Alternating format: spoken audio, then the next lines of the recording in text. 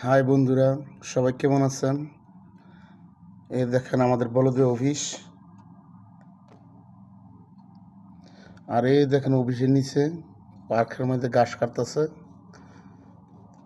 দেখেন উন্নত দেশের উন্নত প্রযুক্তি, কত সুন্দর অসাধারণভাবে দেখেন নিমিষে ঘাস কেটে যাচ্ছে। দেখেন কত সুন্দর অসাধারণভাবে কাটছে। আর ওটা হলো আমাদের দ্বিতীয় অফিস।